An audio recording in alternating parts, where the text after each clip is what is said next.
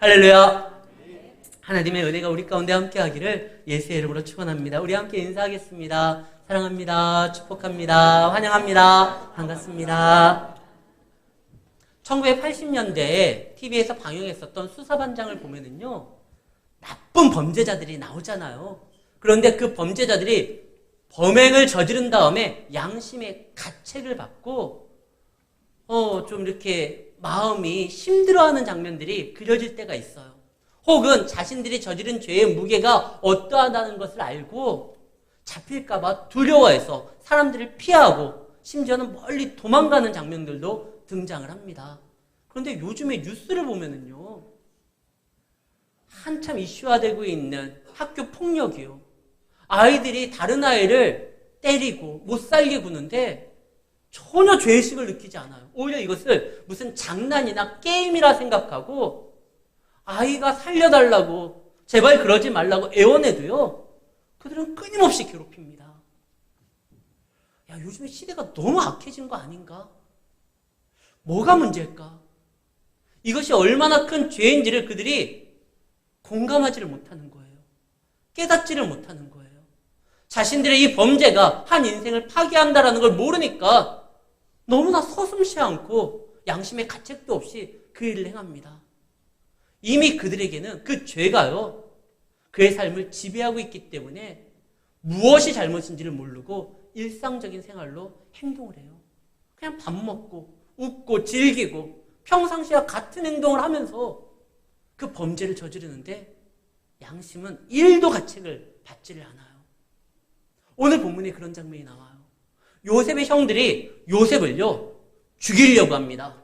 그때 첫째 형 루벤이 야, 이 아이를 죽이지 말자. 일단 저 웅덩이에 그를 놓자. 큰형이 그러니까 그래? 그럼 잠깐 죽이는 거 보류하고 일단 저 요셉을 저 웅덩이에 집어넣자. 넣어요. 그런 다음에 오늘 본문이 뭐라고 되어 있습니까? 그들이 앉아서 음식을 먹어요. 어떻게 음식이 목에 넘어가요? 우리가 상견례를 하거나 아니면 중요한 어떠한 자신의 인생에 있어서 굉장히 중요한 순간에 이 식사가 제대로 되지 않잖아요. 상견례를 하면 꼭 찾는 것이 소화제입니다. 어떤 인터뷰를 한다거나 취업을 하려고 한다거나 아니면은 시험을 앞두고 있을 때, 그리고 결혼식 때 웬만한 신부들은 식사가 안 돼요. 긴장이 돼가지고요. 그런데 이렇게 좋은 일도 사람이 긴장하면 평소의 행동을 이어가지를 못하는데 이것이 흉악한 범죄라고 하면은요, 평상시처럼 행동을 못하거든요. 근데 요셉의 형들은 요셉을 죽음의 자리에 던져놓고 자기들은 앉아서 음식을 먹어요. 이미 그들에게는 이것이요, 일상화가 돼 있는 거예요. 요셉은 무시해도 된다. 요셉은 심지어 죽여도 아마 마음속으로는 이미 수백 번 죽였어요, 요셉을. 그러니까 요셉에 대해서 우리가 어떻게 해서든지 그거에 대해서 이 형들이 충격을 받지 않고 스트레스를 받지 않아요. 평상시와 똑같이 그냥 밥 먹고 떠들고 그 옆에서 웃으면서 키득키득 거려요. 말도 안 되죠. 그러다가 저기에서 이스마엘 사람들이 지나가는 것을 봅니다. 그들은 길르앗에서부터 출발하여 애굽으로 가는 사람들이에요. 길르앗은 향품이 특산품입니다. 좋은 향품들이 길르앗에서 나와요.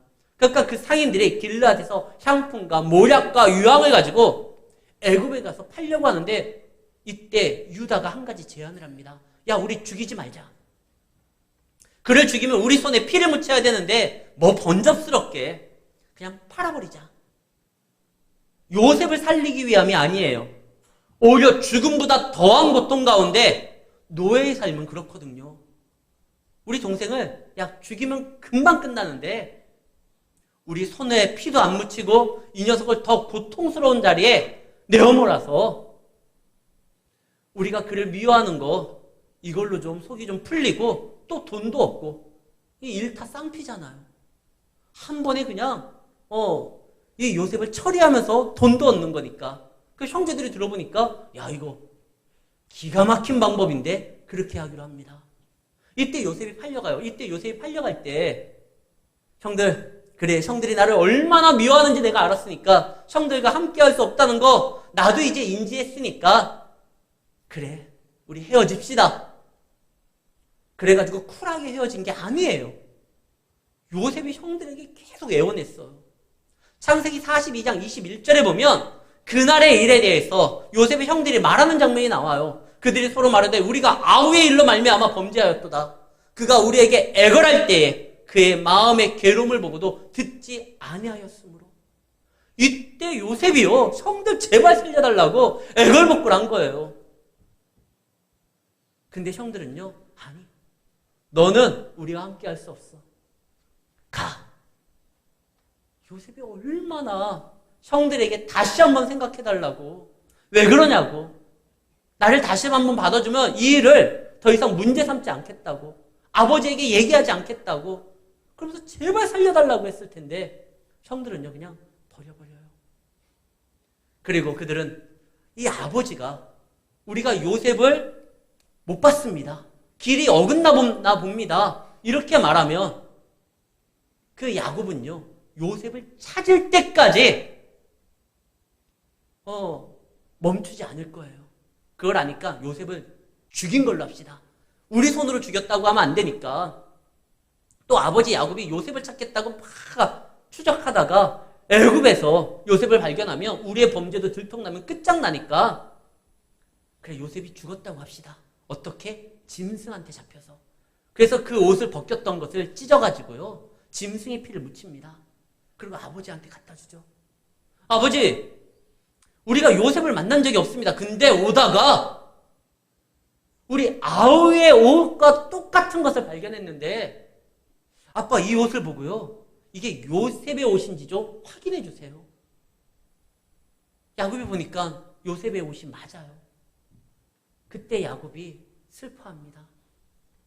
방금까지만 해도 요셉의 형들은요 자기들이 얼마나 끔찍한 죄를 저지르고 있는지 몰랐어요. 그래도 되는 줄 알았어요. 어차피 요셉은 야곱의 12아들 중에 하나, 그래도 아들 많아요 아직.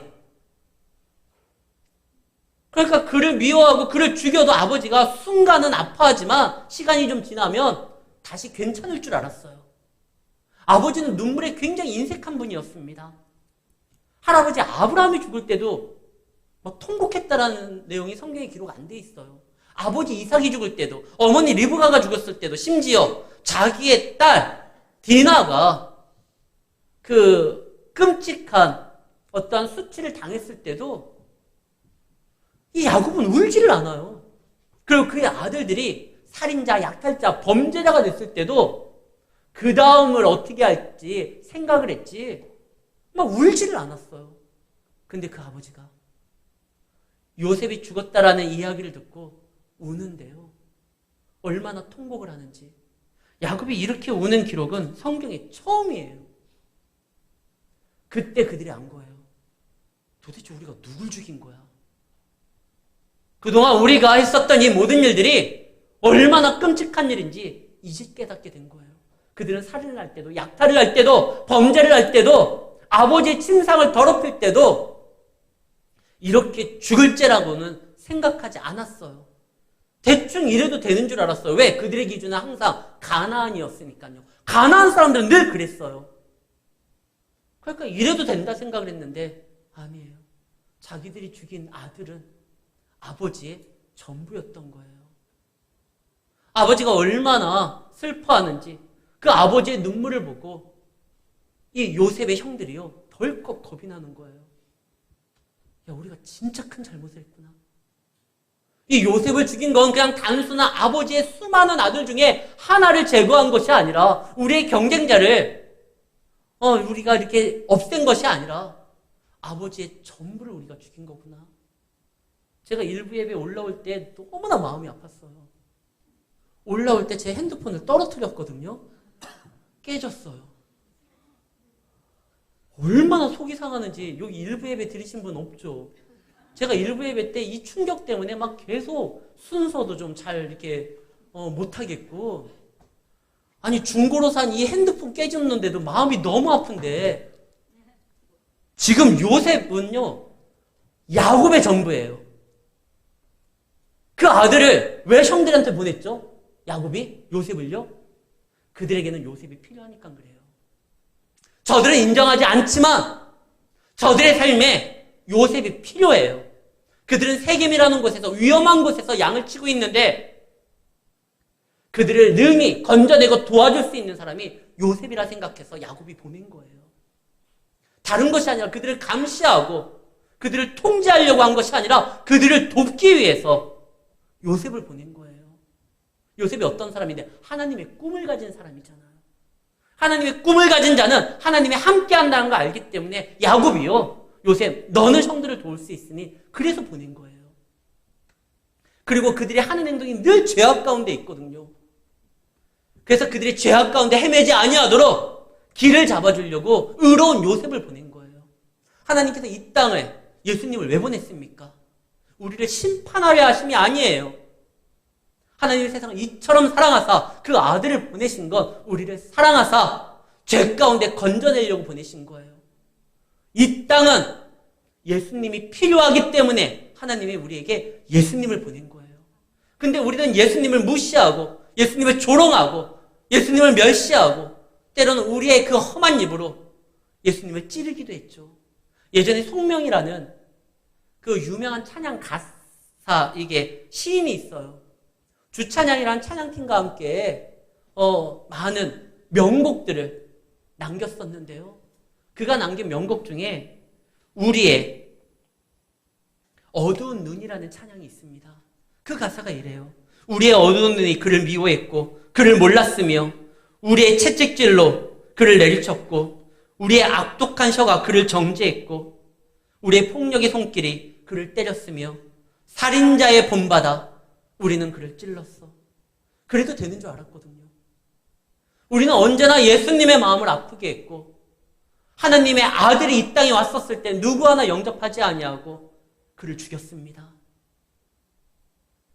그때 당시에 예수님의 사형 그 집행을 책임지고 주도했었던 백부장이요. 예수님이 십자가를 지고 가는데 채찍질을 하고 자기들의 부하가 예수님을 조롱하고 그 옷을 벗기고 누가 차지할까 제비를 뽑고 희희락락거리고 침을 뱉고 유대인들이 예수님을 막 멸시하고 비난하고 욕을 했잖아요. 그걸 다 허용했어요. 쟤는 그래도 되는 애다. 백부장은 그렇게 생각했는데 예수님이 죽었을 때요. 땅이 울음을 하고 하늘이 울음을 보였잖아요. 지진이 나서 바위가 터지고 마태복음 27장 54절 그 백부장이 그 광경을 보고 예수를 지키던 자들이 지진과 그 일어난 일들을 보고 힘이 두려워요. 이르되 그는 진실로 하나님의 아들이었다. 내가 도대체 무슨 짓을 한 거지? 내가 이 사형의 책임자로서 그 예수는 마땅히 죽어야 될 사람이라 생각해서 그를 비난하고 조롱하고 침을 뱉고 모욕했던 사람들 자기가 제지하지 않고 마음대로 해라. 그리고 그를 십자가에 못 박아 죽였는데 도대체 무슨 짓을 한 거지? 죽인 다음에 알게 된 겁니다. 요셉의 형들이 이제 깨달은 거예요. 그동안 자기들이 얼마나 죄인인지를 루벤 첫째만 알고 있었어요. 근데 이제는 아버지 야곱의 눈물을 보고 야 우리가 진짜 해선 안 될 짓을 했구나. 요셉의 형들이 충격을 받습니다. 요셉의 이 의로운 물론 죽지는 않았지만 그들의 인생에 죽음과 다름없었잖아요. 노예로 팔려갔으니까. 이 의로운 아들 요셉의 죽음이 그들에게 심경의 변화를 일으킵니다. 성경에 보면 그 다음에 다시는 요셉의 형들이요. 서로 다투거나 싸우거나 아버지의 마음을 아프게 해서 그로 하여금 눈물 쏟게 만든 일을 안 만들려고 해요. 우리 아버지를 살펴요. 우리가 아버지에게 너무나 큰 죄를 저질러서 하나님께서 우리에게 예수님을 보냈습니다. 정말 사랑해서 보낸 거예요. 우리는 그동안 예수님을 무시하고 조롱하고 멸시했지만 그 예수님은 우리를 위하여 십자가를 담당하셨습니다. 우리는 예수가 필요한 존재들이에요. 예수의 도움이 필요하고 예수를 인하여 회복되어야 될 자들이고 예수를 인하여 죄가 용서받아야 될 자들인데 우리는 그동안 그러지를 않았어요. 그러나 다행인 건 그 사람들로 인하여 예수가 살해당한 것이 아니라 우리를 대신하여 스스로 그 십자가의 길로 나아가 희생하신 거예요. 그런데 그 희생을 살인이 아니라 우리를 향한 대속의 죽음으로 만드는 건 예수님이 당신을 던짐으로 우리를 용서할 때 그 용서를 믿음으로 받는 자에게만 그 죽음이 우리를 위한 정말 구원의 죽음이고 생명의 죽음이라는 것이 되게 됩니다. 사랑하는 성도 여러분, 주님은 여러분들을 위해서 죽으셨습니다. 그 죽음을 받아들여야 돼요. 그리고 우리 모두 다 그 예수님이 부어주신 은혜의 손길을 잡아야 되고 주님과 함께 나아가야 됩니다. 그 주님의 사랑이 얼마나 큰지를 생각하셔야 돼요. 요셉이 왜 형들에게 나아갔습니까? 도우려고요. 예수님이 왜 이 땅에 오셨습니까? 우리를 구원하시기 위해서요. 그의 죽음을 나의 인생과 아무 상관이 없는 것으로서 만들지 마십시오. 그 죽음을 감사함으로 받아야 됩니다. 이 죽음은 오직 예수님만이 감당하신 거예요. 십자가는 주님만이 지시는 거예요. 무슨 소리입니까? 성경에 보니까 구레네 사람 시몬이 예수님의 십자가를 대신 지지 않았습니까? 십자가를 잠시 옮긴 것뿐이지 십자가를 지신 건 오직 예수 외에는 다른 이름이 없습니다. 많은 이단들이 자기가 죄인 줄 알고 이야기했는데 그들은 한 번도 우리를 위하여 십자가를 진 적이 없어요. 오직 예수님만입니다. 나름 죄의식이 있었던 루벤이 자기 동생을 살리려고 했어요. 그래서 동생들에게 야, 구덩이에 넣고 일단 좀 보류하자. 그리고 밤에 몰래 빼내려고 했는데 자기가 잠깐 나갔다 온 사이에 동생이 팔려버린 거예요. 그때 루벤이 옷을 찢죠.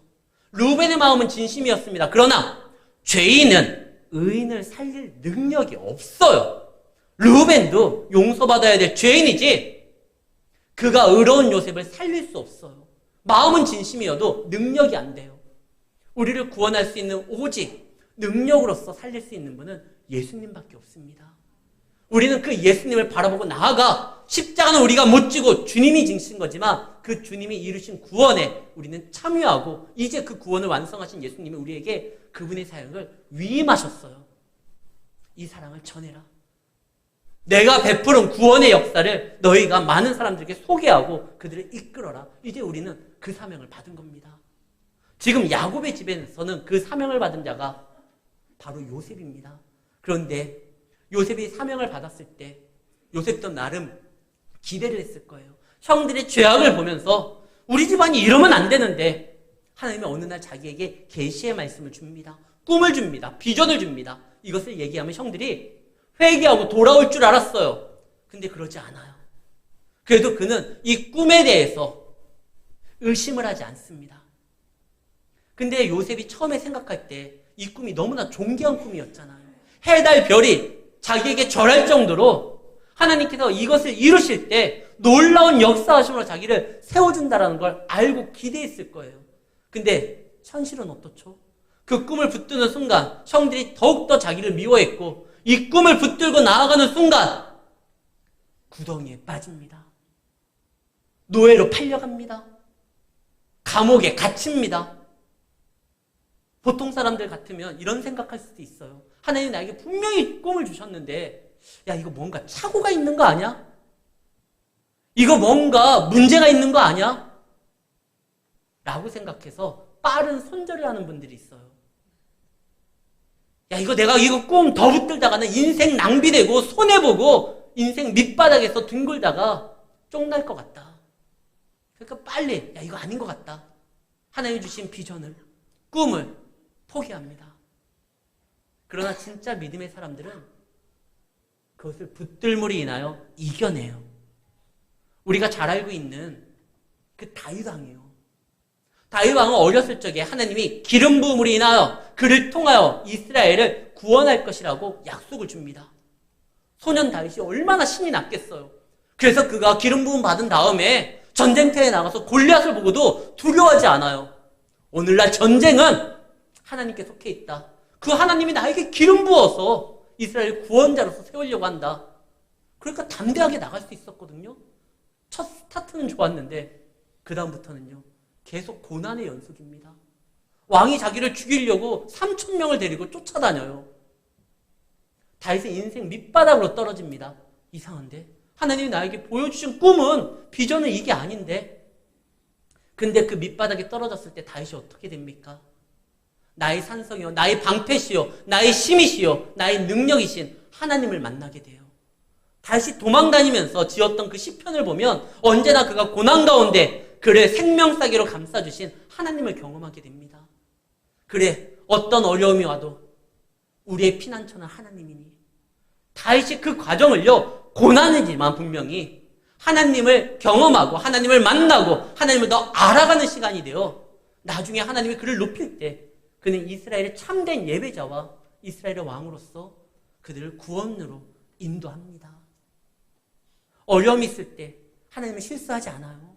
우리에게 그분이 비전을, 꿈을 주셨다면 그것이 반드시 이루어집니다. 그래서 그걸 붙드는 거예요. 다니엘의 세 친구들, 느부갓네살 왕이 큰 신상을 만들어 놓고 절해라. 그들이 버팁니다. 우리는 살아있는 하나님에게만 경배할 뿐입니다. 믿음으로 한번 결단하고 버텼어요. 그랬더니 느부갓네살이 참 무서운 사람이에요. 그것을 실수로, 그들의 믿음의 행동을 단순한 실수로서 이야기하면서, 야, 너희들이 절 안 했지. 뭔가 착오가 있는 거지. 내가 한 번 더 기회를 줄게. 음악이 울릴 때, 그때 다시 절하면 너희들이 아까 있었던 실수 내가 더 이상 문제 삼지 않고 너희 주의도 내가 보장할게. 그러나 절하지 않으면 평소보다 7배나 더 타오르는 저 풀무에 집어넣을 거야. 우리가 어떤 일을 때 하나님 안에서 신앙으로 한 번 결단할 때가 있어요. 스스로 대견해요. 야, 잘했어. 근데 똑같은 일이 또 한 번 일어날 때 그때 또 여러 가지 생각이 들 때가 있습니다. 아, 왜 자꾸 나한테 이런 시련이 오지? 그래서 지금 빨리 이 믿음을, 말씀을 버리는 게 내 인생에 더 낫지 않을까? 아니면 잠깐 믿음을 접어두고 이 순간 머리 한번 좀 숙이고 하나님 앞에 회개하고 다시 나아가는 게 낫지 않을까? 이런 유혹들이 올 때가 있습니다. 그러나 성도는요, 그런 유혹을 믿음으로 이겨내야 돼요. 비록 이것 때문에 내가 어려움을 당한다 할지라도 그 세 친구들은 이렇게 말을 하죠. 하나님 우리를 건져줄 겁니다. 그렇지 않는다 할지라도, 그리 아니하실지라도 우리는 한 분, 하나님만 섬길 겁니다. 그 꿈과 비전 때문에, 내 신앙 때문에, 하나님이 주신 말씀 때문에, 성도라는 이름 때문에 어려움을 당할 때도요, 우리는 믿음으로 버텨내야 돼요. 이겨내야 돼요. 놀라운 건 요셉이요, 단 한 번도 자신에게 주신 그 비전과 꿈을 원망하거나 하나님 앞에 불평했던 적이 없어요. 이 꿈 때문에 자기가 어려움을 처한다는 건 알지만 그래도 그 꿈을 주신 자가 하나님이기 때문에 하나님을 원망하지 않습니다. 성경에 보면 요나도 원망해요. 그 박넝쿨이 사라졌을 때 하나님 앞에 얼마나 막 따지듯이 하나님 앞에 막 승을 냈는지 성경에 기록되어 있잖아요. 엘리야도요. 엘리야도 자기가 놀라운 일을 감당했는데 하나님이 상황을 안 바꿔주니까 열왕기 19장에서 차라리 나 죽게 하십시오. 죽는 게 낫습니다. 하나님 앞에 불평했다고요. 저자가 달라서 그런 거 아닙니까? 요나서의 저자는 요나니까. 그 다음에 엘리야, 그때 저자는 열왕기 저자니까. 저자가 좀 이렇게 쓸 때 불평하는 거, 창세기 저자는 그런 게 싫어서 그런 거 아닙니까? 아니요. 창세기 저자가 누구예요? 하나님의 감동으로 인하여 모세가 쓴 겁니다. 모세가 출애굽기 보면 얼마나 불평 많이 하는지 몰라요. 내가 이 말도 안 되는 백성들과 함께 해야 됩니까? 하나님이 부르실 때 아니 난 못하겠습니다. 투덜대기도 하고. 근데 요셉의 같은 저자인데 요셉은 불평하는 내용이 나와 있지를 않아요. 그는 정말 안 했던 것 같아요. 내가 지금 당하는 이 고난이 하나님 나에게 보여주신 이 꿈이 완성되는 과정 중에 하나라고 하며, 그리고 내가 이 고난을 통하여 우리 형들이 용서를 받을 수 있다고 하며 내가 감당하겠습니다. 이거예요. 요셉도 이제 알게 된 거예요. 형들의 죄악은요, 단순히 그냥 덮는 걸로 끝나지 않아요. 죄의 싹은 사망입니다. 이 값을 누군가는 치러야 돼요. 형들은 믿음이 없기 때문에 그거 할 수 있는 사람들이 없어요. 하나님 나에게 비전을 주신 거 이거 감당하는 것이구나. 이사야서 53장 4절입니다. 5절이죠. 53장 5절. 그가 찔림은 우리의 허물 때문이요. 그의 상함은 우리의 죄악 때문이라. 그가 징계를 받음으로 우리가 평화를 누리고 그가 채찍을 맞음으로 우리가 나음을 받았도다. 이때 당시에 요셉은 예수님의 완벽한 예표입니다. 요셉이 고난을 당하고 요셉이 아플 때 그 형들이 치료받는 거예요. 요셉이 팔려감으로 인하여 형들이 죄의식이 생겨서 이제는 다시는 이러한 일을 하면 안 되겠구나 라는 생각을 갖게 되잖아요. 요셉이 그 일을 감당하겠다는 겁니다. 이 일을 감당하는데 너무나 아프고 쓰라려요. 생각을 해보세요. 어느 날 부잣집 도련님이었다가 노예로 팔려갑니다.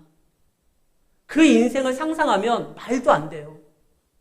근데 요셉이 감당하기 시작합니다. 왜? 이것이 자기에게 주신 비전이기 때문에, 내가 감당해야 될 우리 가족을 살릴 수 있는 몫이기 때문에. 에스겔서 16장 6절에서 하나님은 예루살렘에게 이렇게 말씀하시죠. 너는 피투성이가 되어서도 살아라. 다시 말하니 너는 피투성이가 되어도 살아라. 이걸로 인하여 너가 아픔을 당한다 할지라도 끝내 살아남아라. 내가 이것으로써 너의 인생을 끝으로 만들지 아니하고 반드시 회복시킬 것이다. 하나님은 우리에게 말씀합니다. 말씀 때문에, 신앙 때문에, 믿음 때문에, 하나님이 주신 비전 때문에 혹시 힘들어 하십니까? 사십시오. 피투성이가 되어도 우리가 이 고난당함으로 인하여 누군가가 나음을 받고 다시 한번 소망을 갖게 됩니다. 그리고 하나님이 그것을 그냥 보고 관망하시는 것이 아니라 우리의 그 상처를 싸매주십니다. 우리를 품어주십니다. 요셉을 보십시오. 비록 어려운 가운데 있었지만 하나님이 늘 그와 함께함으로 그에게 좋은 사람들을 만나게 해줘요. 하나님이 우리에게 믿음을 주신 거, 우리에게 신앙을 주신 거, 그의 자녀들을 괴롭힘이 아니라 우리에게 큰 은혜를 주시고 그분의 구원에 함께 참여하기 위하시고 능력을 주시는 거예요. 지난주에 우리 교회에서 찬양 간증 집회를 했었던 그 손목사님의 그 노래 중에요. 마지막에 불렀던 앵콜송 말고요. 그 찬양 가사 중에 이런 게 있습니다. 오늘 설교 제목을 그거를 좀 땄는데요. 나는 주를 섬김에 후회가 없습니다. 비록 그걸로 인하여 어려움을 당한다 할지라도 가사가 이래요. 나의 평생에 가장 복된 일은 내가 예수를 만난 것이라. 나의 평생에 가장 잘한 일은 내가 예수를 주로 섬긴 것이라. 이 세상 살 동안 내가 걷는 길이 때론 험하여서 넘어질 때도 주의 강한 손이 나를 붙드시니 나는 예수만 주로 섬기며 살 것이다. 나는 주를 섬기는 것에 후회가 없습니다. 내가 걸어온 모든 시간 다 주의 은혜니 내가 걸어갈 모든 날도 주만 섬기며 살리 오직 예수 이름 부르며 살아가리라. 이것이 나의 간증이요. 이렇게 나가잖아요. 우리가 예수를 믿을 때 예수만 안 믿으면 당하지 않을 고난도 예수 믿기 때문에 당할 때가 있어요. 그래도 우리가 예수를 믿는 것, 후회가 없는 것, 그분의 사명을, 그분의 비전을 잡는데 후회가 없는 것, 이것이 옳은 길이고 이것이 생명의 길이고 이 길에서 내가 주님을 만날 것이고 이로 인하여 내 가족이, 내 식구가 살 수 있다는 걸 알기 때문에 우리는 주님 안에서 그분과 나아가는 거 후회를 남기면 안 됩니다. 오히려 감사해야죠. 당하는 고난 이상의 것으로서 하나님이 우리를 채워주십니다. 그분이 우리를 감싸주시고 우리의 길을 여실 것입니다. 결국 요셉은요, 이 일로 인하여 자기 형제들을 다 살려요. 진정한 용서는 그들을 위하여 고난당한 자가 그들을 품고 용서할 때 이루어지잖아요. 우리가 하나님 앞에 어떻게 용서를 받습니까?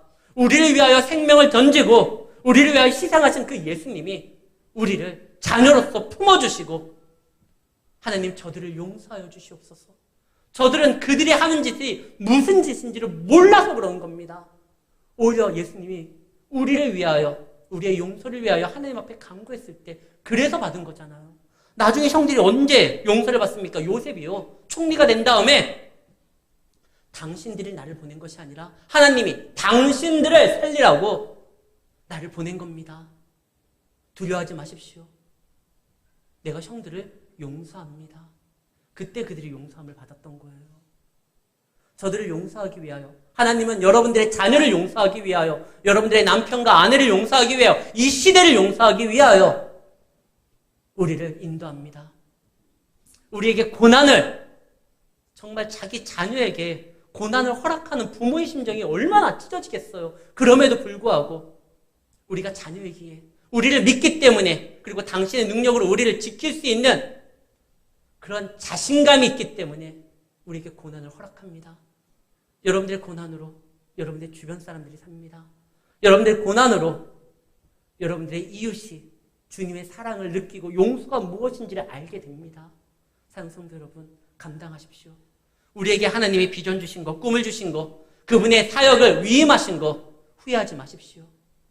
우리는 그분을 섬기는데 후회가 없습니다. 그때마다 주시는 은혜를 알기 때문에 다시 한번 일어설 겁니다. 그 주님으로 인하여 승리하며 나아가는 우리 성도님들이 되시기를 바라며 끝까지 믿음 안에서 이 신앙의 길을 완주하며 살아가시기를 예수의 이름으로 축원합니다.